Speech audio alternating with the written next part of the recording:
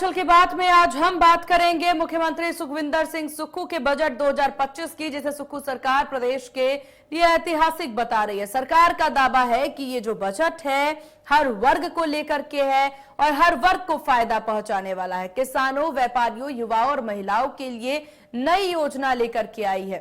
वहीं विपक्ष ने इस बजट को पूरी तरह से दिशाहीन करार दे दिया है। इसी के अलावा बजट सत्र के 7वें दिन सदन में भिंडरावाले के मुद्दे पर विपक्ष ने जमकर हंगामा किया। पंजाब में हिमाचल पथ परिवहन निगम की बसों को रोक करके उनके ऊपर भिंडरावाले की तस्वीरें लगाने का मामला था। नेता प्रतिपक्ष जयराम ठाकुर ने कहा, हिमाचल में खालिस्तान समर्थकों द्वारा झंडे लहराए जा रहे हैं, विरोध करने पर मारकाट हो रही है और अब हालात बिगड़ रहे हैं। ऐसे में HRTC की बसों को और हिमाचल के नंबर की गाड़ियों पर खालिस्तान के स्टिकर और पोस्टर लगाए जा रहे हैं। सरकार को इस मामले में दखल देना चाहिए। हमारे साथ चर्चा के लिए मेहमान जुड़ चुके हैं कांग्रेस प्रवक्ता कुशल जेठी, भाजपा प्रवक्ता संजय शर्मा और वरिष्ठ पत्रकार नवनीत शर्मा भी हमारे साथ बनेंगे। तो चर्चा करेंगे, लेकिन उससे पहले मुद्दे से जुड़े हुए तमाम बयान सुनिए। देखिए, हिमाचल प्रदेश की 80% जनता ग्रामीण में गांव में निवास करती है। 75 साल में हमने ग्रामीण अर्थव्यवस्था जो अपने आप से चली आ रही थी, उनके लिए कोई ऐसा कार्य नहीं किया एक्सेप्ट कुछ क्षेत्रों को छोड़कर, बागवानी के क्षेत्र को छोड़कर। तो हमने इस दिशा में कदम उठाए और आज मुझे खुशी है कि हमने जो प्राकृतिक खेती जो हमारे बुजुर्ग उगाते आ रहे थे, उसके बाद इसमें यूरिया, पेस्टिसाइड्स का यूटिलाइजेशन होने लगा। उसको कम करने के लिए आज हमने प्राकृतिक खेती का मिनिमम सपोर्ट प्राइस जो गेहूं का 60 रुपए और मक्की का 40 रुपए और टर्मरिक का 90 रुपए प्रति किलो के हिसाब से घोषित किया। इससे गांव के लोगों की आर्थिक समृद्धि आएगी। दूध का जो मूल्य है, जो गाय का दूध है वो 51 रुपए सरकार खरीदेगी, 2 रुपए फ्रेट का देंगे, और भैंस का दूध 61 रुपए सरकार खरीदेगी, 2 रुपए फ्रेट का देंगे। तो इस तरह आर्थिक स्थिति को मजबूत करके उन्हें समृद्ध बनाना है। और जो प्लांटेशन करेंगे उसमें भी उनको 2.5 लाख रुपए के बाढ़ और उसके साथ लगाने को मिलेंगे। क्या आप मानते हैं जो हर वर्ष आपका बजट आ रहा है और जो आपकी गारंटीज हैं उनको फुलफिल करने में मदद कर रहा है? देखिए, हमारी गारंटीज में सब गारंटियां पूरी होगी, कोई खास गारंटी रही नहीं है। इंदिरा गांधी सुख सम्मान निधि योजना स्टार्ट हो गई है, 30,000 लोगों को हमने दी चुके हैं। अगले साल हम 50,000 1 लाख के करीब और लोगों को देंगे।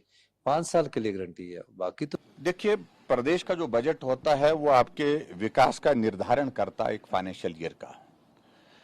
और मैं देख रहा हूं कि अब की बार का बजट जो 58,514 करोड़ रुपए का जो 2025-26 के लिए प्रस्तुत किया मुख्यमंत्री जी ने, उसमें जो इंक्रीज बजट साइज में जो है वो अभी तक की लोएस्ट है और 71 करोड़ रुपए की इंक्रीज मात्र है और लगभग वो 0.12% बनती है।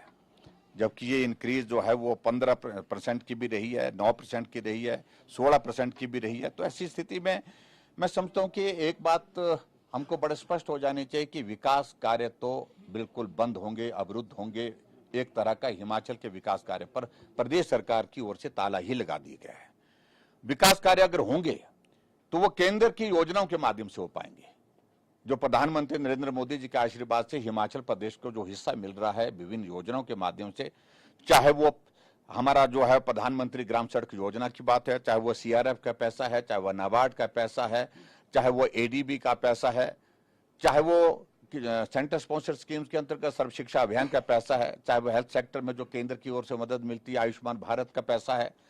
जो भी पैसा मिल रहा है वो पैसा हिमाचल प्रदेश में जो है केंद्र सरकार की योजनाओं से ही मिल रहा है और जिससे हम विकास कर रहे हैं। और बड़ी दिलचस्प बात है कि मुख्यमंत्री ने जिस प्रकार से अपनी बात कही है कि केंद्र की योजनाओं का जिक्र किए बिना कि हम इतना सड़क बनाएंगे, किस बजट से बनाएंगे?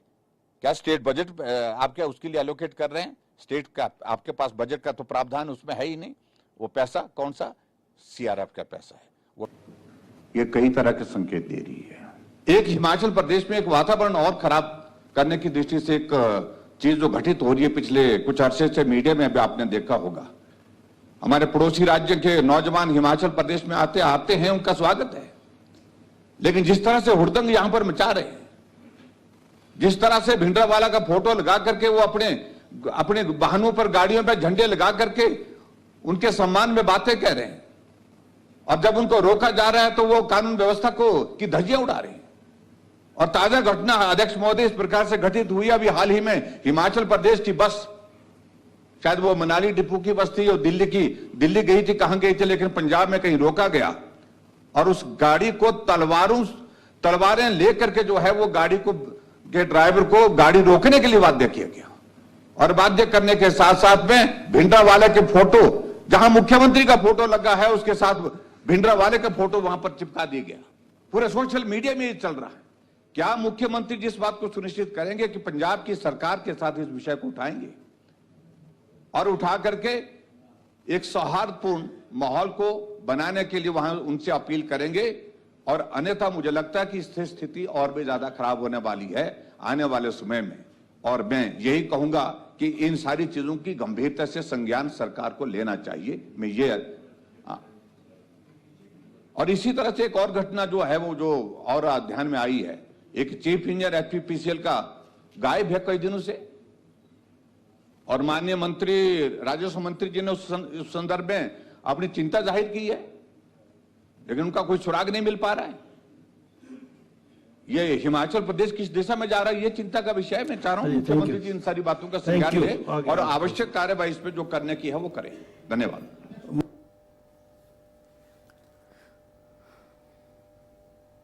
चलिए चर्चा की शुरुआत करते हैं। हमारे साथ संजय शर्मा बीजेपी प्रवक्ता और कुशल जेठी हमारे साथ कांग्रेस प्रवक्ता हैं, नवनीत शर्मा जी वरिष्ठ पत्रकार हमारे साथ बने हुए हैं। आप तीनों मेहमानों का बहुत स्वागत है इंडिया न्यूज हिमाचल में।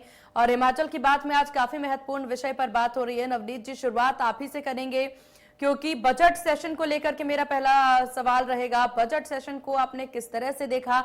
हिमाचल में जो बजट पेश हुआ है उस पर आपकी क्या राय? जी प्रणाम।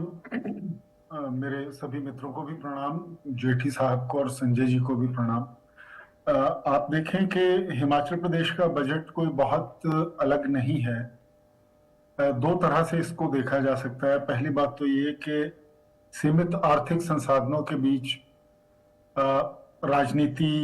राजनीतिक अपेक्षाएं भी होती हैं, राजनीतिक विवशताएं भी होती हैं, वित्तीय संकट भी है, और इसके साथ साथ एक सामाजिक स्पर्श देने की जो राजनेताओं की एक जरूरत रहती है, उन सबको देखते हुए उस मंच पे अगर हम खड़े हो जाएं तो ऐसा ही बजट आना था और ऐसा ही बजट आया। इसमें इस बजट की जो मनोवैज्ञानिक दृष्टि से अगर हम इस बजट को देखें तो ये हमें ये कहता प्रतीत हो रहा है कि जिन स्पर्शों की घोषणा हुई है ये और ज्यादा हो सकते थे और अधिक हो सकते थे अगर प्रदेश की वित्तीय स्थिति ठीक होती। लेकिन ये ग्राम पंचायत प्रधान का वेतन बढ़ा दिया, मनरेगा की दिहाड़ी 20 रुपए बढ़ा दी, मेयर का पारिश्रमिक बढ़ा दिया, मानदेय बढ़ा दिया, किसानों को भी कुछ दे दिया, इधर भी कुछ दे दिया, उधर भी कुछ दे दिया। एक छोटे से 1971 में पूर्ण राज्य बने प्रदेश का यही बजट होना था, जैसी हमारी आर्थिक स्थिति पिछले कई वर्षों से चल रही है। लेकिन जो कुछ अलग बातें मुझे अच्छी लगी इस बजट की वो ये है कि एक तो कार्बन क्रेडिट पे मुझे याद है कि प्रेम कुमार धूमल साहब के टाइम से हम कार्बन क्रेडिट की बात करते हैं। हम हिमाचल प्रदेश होने के नाते नॉर्थ इंडिया का लंग भी है, हम इसके फेफड़ों की तरह काम करते हैं, और इसके बावजूद हमें इस हरियाली से कोई आर्थिक खुशहाली आज तक नहीं मिली। तो 90,000 करोड़ रुपया, जैसा कि माननीय चीफ मिनिस्टर साहब ने विधानसभा में कहा कि 90,000 करोड़ रुपए के करीब की ये कॉस्ट बनती है जो हमें मिलनी चाहिए। तो और तो कोई संसाधन है नहीं, सेब हमारा कंपीट कर नहीं पा रहा है। पन विद्युत परियोजनाओं की स्थिति आप देख चुके हैं। जल उपकर हमारा कोर्ट में भी गिरा, पड़ोसी राज्यों में भी गिरा। और एग्रीकल्चर का बजट का जो इकोनॉमिक सर्वे था हिमाचल का, वो बता रहा है कि कृषि क्षेत्र को से जो हमारा जीडीपी को योगदान था वो कम हो गया है। तो हमारे पास बचा क्या है? हमारे पास ले दे के पर्यटन है, लेकिन वो एक अलग चीज है, उस पर भी हम कितना कैपिटलाइज कर पाए हैं। 7.7% का उसका योगदान है बजट में। तो जो अच्छी चीज थी वो ये थी कि जो ग्रीन हिमाचल पे फोकस है, हमारे पास कुछ नहीं है। देखिए, अगर आप स्वॉट एनालिसिस करें, strengths and weaknesses and opportunities and threats in the environment, तो उसमें हमारी ताकत इस वक्त कुछ नहीं है। हमारी ताकत है हमारी हरियाली। लेकिन अफसोस की बात है कि उसको भी हम लोग पंचायतों के पास कचरा जलाने के संयंत्र नहीं है। और हम ग्रीन हिमाचल की जब बात करते हैं, कूड़ा संयंत्र हमारे खराब पड़े हैं, तो ग्रीन हिमाचल कहाँ से होगा? जो कोई बच्चा किसी और सब्जेक्ट में पास नहीं हो पा रहा है, लेकिन एक हरियाली में वो पास होने की उसकी पूरी संभावना है, लेकिन उसको भी अगर हम उस सरोकार को भी एड्रेस नहीं करेंगे तो हम क्या कर पाएंगे? इस दृष्टि से वो योजना अच्छी है कि 5 साल तक लाख लाख रुपया दिया जाएगा और महिला मंडलों को प्लांटेशन में एंगेज किया जाएगा। तो ये कुछ बातें मुझे अच्छी लगी। बजट मतलब इस व्यवस्था परिवर्तन की दृष्टि से मुझे एक और अच्छा पॉइंट लगा कि जिस जी। चीज को वीकनेस कह रहे हैं लोग के जी बहुत कम बजट बढ़ा इस बार।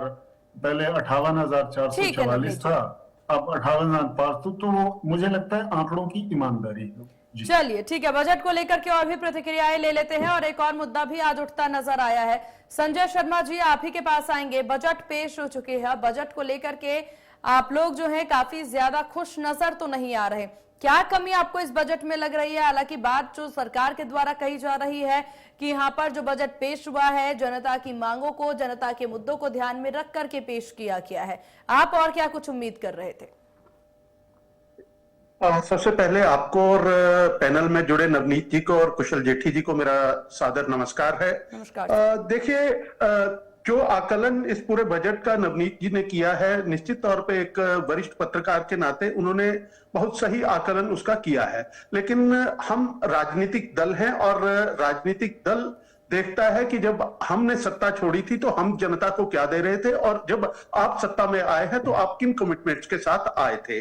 अब सारे इस बजट के भीतर ये कांग्रेस पार्टी का घोषणा पत्र है। इसके मुख्य बिंदु, जिसको हम आमतौर पे साधारण भाषा में कहते हैं आपकी 10 गारंटी, लेकिन इसके भीतर आपके 32 बिंदु, मुख्य बिंदु हैं पूरे घोषणा पत्र के भीतर। तो हम जब बजट का आकलन करेंगे तो हम इसको सामने रख करके करेंगे, क्योंकि ये भरोसा था, ये सिर्फ कागज का टुकड़ा नहीं है, ये वो भरोसा है जनता का जिसके आधार के ऊपर आपको सरकार ने चुना था, और जिसको चुनने के लिए आप जनता को रोज बरगलाते हैं। आपने कहा था, आज भी इस बजट में उम्मीद थी, आपने उसको तोड़ मरोड़ करके प्रस्तुत करने का प्रयास किया, लेकिन 1500 रुपया आज भी हर गृहिणी इंतजार कर रही है। और आप संख्या को, इसको आंकड़ों के बीच में घटा करके कि इसको दे दिया, उसको छोड़ दिया, वो आधार नहीं था, क्योंकि इसका ये सिर्फ घोषणा पत्र नहीं है, इसको आपने नाम दिया था प्रतिज्ञा पत्र। अब प्रतिज्ञा क्या होती है, प्रतिज्ञा की परिभाषा के भीतर तो नहीं जाना चाहूंगा क्योंकि समय इतना नहीं होगा चैनल के पास, लेकिन फिर भी उसके ऊपर आप कहां खड़े हैं। जिस तरह से कहा, आपकी योजनाएं जो है आप ये नहीं बता रहे हैं। जिस तरह से नेता प्रतिपक्ष ने भी कहा कि आप पुलों का जिक्र कर रहे हैं, सड़कों का जिक्र कर रहे हैं, लेकिन केंद्र से पैसा आया है, केंद्र से मंजूरी मिली है, आप उसके ऊपर अपना सिर्फ फट्टा लगा रहे हैं। तो निश्चित तौर पे कहीं ना कहीं अगर आप स्पष्ट भाषा में कहते कि ये पैसा हमें केंद्र सरकार से इन योजनाओं के लिए आया है और इसको आधार बना करके हमने अपने बजट को प्रस्तुत कर रहे हैं। और आप बजट की निराशा देखिए, आप बजट के भीतर माहौल जब मुख्यमंत्री पढ़ रहे हैं, 3 घंटे के भाषण के भीतर कोई 4 बार भी इनके बजट के ऊपर ताली इनके अपने विधायक मंत्री नहीं बजा सके। इसका मतलब उपलब्धि नहीं है, उसमें दिखाने के लिए कुछ ऐसा नहीं है, या फिर विधायकों को भी और इनके मंत्रियों को भी पता है कि जो हम प्रस्तुत कर रहे हैं ये बजट के नाम के ऊपर एक झूठा दस्तावेज हम सामने ला रहे हैं। आपने आयुष की योजना जो है वो भारत सरकार के आयुष मंत्रालय से जो योजना आई है, आप उसको ऊपर अपना ब्रांडिंग कर रहे हो। आपने जिक्र नहीं किया कि हिमाचल में हिम केयर की योजना, जो कि इतनी लाभप्रद योजना थी, उसके ऊपर आपका कोई स्पष्टीकरण नहीं आया। आप धर्मशाला के केंद्रीय विश्वविद्यालय के ऊपर 30 करोड़ रुपया आप शिक्षा का स्तर, गुणवत्ता लाना चाहते हैं, स्तर ऊपर उठाना चाहते हैं, लेकिन पिछले 3 वर्ष से आप वो पैसा जमा नहीं करवाए और इस बजट के भीतर भी आपने ₹3 तक का भी प्रावधान उसमें नहीं किया है। तो निश्चित तौर पर निराशा होगी। आपने कहा धर्मशाला के अंदर इंटरनेशनल कन्वेंशन सेंटर बनाने की घोषणा आपने पिछले बजट में भी करी थी, इस बजट में फिर कर दी। पैसा कब आया था? 2021 का पैसा पड़ा है, 250 करोड़ रुपया है। आप कह रहे हैं 200 करोड़ रुपया, हम कह रहे हैं कि 252 लाख रुपया जो है वो उसके लिए केंद्र सरकार से आया था। लेकिन आप 2.5 वर्ष आपके निकलने लगे, तीसरा बजट आपने प्रस्तुत कर दिया, लेकिन उसको उसी पैसे को आप घुमा फिरा करके अपने खाते में उपलब्धि दिखाना चाह रहे हैं। तो निश्चित तौर पे गुमराह करने वाला बजट था। कृषि की योजनाएं, भारत सरकार के जो कृषि मंत्रालय की योजनाएं हैं, उनको आप अपना बता करके, और जिस तरह से नवनीत जी ने बिल्कुल अच्छा कहा कि हम कूड़े संयंत्र और बाकी चीजों के ऊपर बात नहीं कर रहे हैं, लेकिन आपका ध्यान कहां होता है कि हम इलेक्ट्रिकल व्हीकल चलाएंगे। अरे भैया, जो आपने 6 इलेक्ट्रिकल व्हीकल में कंपनी के नाम नहीं लूंगा जिसने दिए थे, आज तक उसकी सरकार पेमेंट नहीं कर पाई। आप कह रहे हैं हम 250 बसें खरीदेंगे। ई व्हीकल के ऊपर मुझे लग रहा है बहुत बड़ा। चलिए जवाब ले लेते हैं और ओपनिंग कमेंट भी ले लेते हैं कुशल जी से। ठीक है संजय शर्मा जी। कुशल जी, पहला देखिए, बजट सेशन पर तो हम बातचीत कर ही रहे हैं और साथ ही साथ कई सवाल बजट सेशन को लेकर के यहाँ पर संजय शर्मा जी पूछते नजर आए, लेकिन इस वक्त जो एक और महत्वपूर्ण विषय है और जिस पर बात होना बहुत ज्यादा जरूरी है, पंजाब के अंदर हिमाचल की बसों पर खालिस्तान का झंडा लगा दिया जाता है। तो अब सवाल ये कि सरकार का इस मामले में क्या रुख है, और जो बात नेता प्रतिपक्ष के द्वारा सदन में कही गई कि क्या सरकार पंजाब सरकार से बातचीत करेगी इस मुद्दे पर, और करेगी तो कब करेगी? देखिए, आप नवनीत जी का और संजय जी का बहुत धन्यवाद। नवनीत जी ने बजट जो सही मायने में माननीय सुक्खू जी ने विधानसभा में रखा, उसके बारे में बिल्कुल आईने की तरह उन्होंने स्पष्ट बताया। बाकी संजय जी की मजबूरी है कि भारतीय जनता पार्टी ने इसका विरोध तो करना ही है। वो अच्छा होगा तब भी विरोध करेंगे, लेकिन इसमें मुझे लगता है कि भाई, मेरे को लगता है अगर ये पूरा बजट पढ़ते तो शायद संजय जी भी आज विरोध ना करते। इस बजट के अंदर मैं आपकी दूसरी, जो पहला आपका क्वेश्चन है उसका जवाब मैं बाद में दूंगा। ओके। इस बजट के अंदर जितनी ईमानदारी के साथ और जितनी सरलता के साथ माननीय मुख्यमंत्री जी ने ये बजट रखा, मैं कहता हूं कि उसकी सराहना करनी चाहिए। बाकी ये जैसा चश्मा लगाएंगे इनको वैसे ही नजर आएगा। और इतने कम वित्तीय संसाधनों में से आज हिमाचल प्रदेश की आर्थिक स्थिति क्या है? पिछले जब से हिमाचल प्रदेश में सरकार का बदल हुआ तब से केंद्र सरकार ने कितनी मदद करी है, ये कोई बहस करने का विषय नहीं है। ये सब मालूम है कि भारतीय जनता पार्टी ने कैसे गैर कांग्रेसी भारतीय जनता पार्टी की सरकारें, जहां पर कांग्रेस की अन्य दलों की सरकारें, उनको कितना आर्थिक रूप से आज वो परेशानी से गुजर रही हैं वो सरकारें। आप चाहे दिल्ली का उदाहरण ही ले लीजिए और चाहे हिमाचल का ले लीजिए, चाहे पंजाब का ले लीजिए। अभी इन्होंने 1500 रुपए के कहा कि 1500 रुपए इस बजट में कहाँ है। आपकी दिल्ली की सरकार में 2500 रुपए महिलाओं के लिए घोषणा की गई थी, लेकिन जब कहा गया था कि पहली कैबिनेट की बैठक में 2500 रुपए महिलाओं को दिए जाएंगे, लेकिन उसमें फिर उन्होंने शर्तें लगा दी। आप अपना घोषणा पत्र, हमारा तो आपने प्रतिज्ञा पत्र पढ़ा, लेकिन आपका संकल्प पत्र है। प्रतिज्ञा से ऊपर संकल्प होता है। संकल्प जब ले लिया जाता तो उससे पीछे नहीं मुड़ा जाता। दिल्ली में आपने उसके ऊपर जो लगा दिया कि महिलाओं को पहले बीपीएल परिवार की महिलाओं को मिलेंगे, लेकिन ऐसा राजनीतिक तौर के ऊपर विरोध करना, वो मैं विरोध नहीं समझता। अगर आपको सही मायने में इस बजट के अंदर कहीं विरोध नजर आ रहा है तो मुझे आप बताइए। इस बजट के अंदर देखो, मैं आपको बताता हूँ, 25 रुपए मजदूर की दिहाड़ी बढ़ाई, 15 मई से, मतलब सभी कर्मचारी है, पेंशनर्स है, 70 साल के बुजुर्ग को घर द्वार पर इलाज मिलेगा। और कितने किसानों को प्राकृतिक खेती के ऊपर आपका चाहे मक्की है, गेहूं है, हल्दी है, उसके ऊपर समर्थन मूल्य बढ़ाया, दूध के ऊपर समर्थन मूल्य बढ़ाया। हिमाचल सरकार एक नियत से, एक स्पष्ट, मतलब एक भावना के अंदर से काम कर रही है हिमाचल की सरकार। और मुझे लगता नहीं है कि भाई इस बजट का विरोध करने के लिए विरोध कर रहे हैं भारतीय जनता पार्टी, अदरवाइज इसमें विरोध करने की कोई मुझे पॉइंट ही नहीं नजर आता कि इसमें कहाँ विरोध किया जाएगा। और दूसरी जो आपने बात कही, पंजाब के अंदर खालिस्तान जो लोग हैं वो हिमाचल की नंबर्स के ऊपर जो है वो लगा रहे हैं भिंडरावाले की फोटो। मुझे लगता है कि हिमाचल प्रदेश में पिछले दिनों कुछ नवयुवक जो मोटरसाइकिल के ऊपर भिंडरावाले की फोटो लगाकर घूम रहे थे, उसको पुलिस ने रोककर उनकी झंडे उतारे और भिंडरावाले की फोटो उतारी। उसके रोष स्वरूप पंजाब में ऐसा किया जा रहा है जिसकी हम निंदा करते हैं। और जयराम ठाकुर जी ने कहा है कि सरकार कब बात करेगी और सरकार बात करेगी या नहीं करेगी। मुझे लगता है अवश्य सरकार क्यों नहीं बात करेगी। जयराम जी के खुद के समय के अंदर उन्होंने चैलेंज किया था कि विधानसभा के बाहर खालिस्तानी जिंदाबाद के नारे लगाएंगे। चैलेंज करके विधानसभा के बाहर खालिस्तानी जिंदाबाद के उन्होंने नारे लगाए। मुझे लगता है कि ये विषय राजनीतिक विषय नहीं है। राजनीतिक से ऊपर उठकर इन चीजों के लिए हमें आगे बढ़ना पड़ेगा। माननीय मुख्यमंत्री जरूर अवश्य इस बात के ऊपर, ये कानून व्यवस्था का मुद्दा भी है, ये बात माननीय मुख्यमंत्री पंजाब के मुख्यमंत्री से करेंगे और जल्दी इसमें कोई ना कोई निर्णय सामने आएगा। चलिए, तो पूरी उम्मीद हालांकि की जा रही है यहाँ पर कि सरकार इस पूरे विषय में बातचीत करेगी। बजट को लेकर के भी काफी कुछ कहते नजर आ रहे हैं। नवनीत जी, एक रिएक्शन आपसे भी चाहूंगी, क्योंकि हिमाचल की बसों पर इस तरीके से खालिस्तानी झंडा लगा दिया जाता है और मामला जो है इस वक्त कहीं ना कहीं बहुत ठंडा नजर आ रहा है। क्या इस तरीके की स्थितियों के बाद भी इतनी शांति से काम करना जरूरी है या फिर जल्द से जल्द इस विषय पर बात करना होगा? नहीं, उसमें बिल्कुल ये स्पष्ट है। आज नेता प्रतिपक्ष जयराम ठाकुर जी ने विधानसभा में ये बात उठाई है और उसका उतनी ही गर्मजोशी से जवाब मुख्यमंत्री जी ने दिया है और आश्वस्त किया है हाउस को कि वो पंजाब के मुख्यमंत्री जी से बात करेंगे। अब देखिए, ठंडा या गर्म की जहां तक बात है, उसमें एक चीज, ये मामले बहुत संवेदनशील मामले होते हैं और इन पे मतलब जो हो रहा है उसका तो ऑब्वियसली वो बिल्कुल भर्त्सना के योग्य है, पंजाब की बसों को इस तरह से रोकना। लेकिन मुझे लगता है कि बहुत रणनीतिक और संवाद के तरीके से ये बात होनी चाहिए, क्योंकि ना हिमाचली पंजाब को छोड़ के कहीं जा सकते हैं, मतलब पंजाब को बाईपास करके कहीं जा सकते हैं, और ना पंजाबी यहाँ आना बंद कर सकते हैं। तो ये परस्पर संबंधों वाला मामला है। हाँ, जैसे जैसे अब ये मामला क्योंकि विधानसभा में भी गूंजा है और एचआरटीसी की बसों को नुकसान भी पहुंचा है, तो वो ठीक बात है कि ये लॉ एंड ऑर्डर का मामला भी है।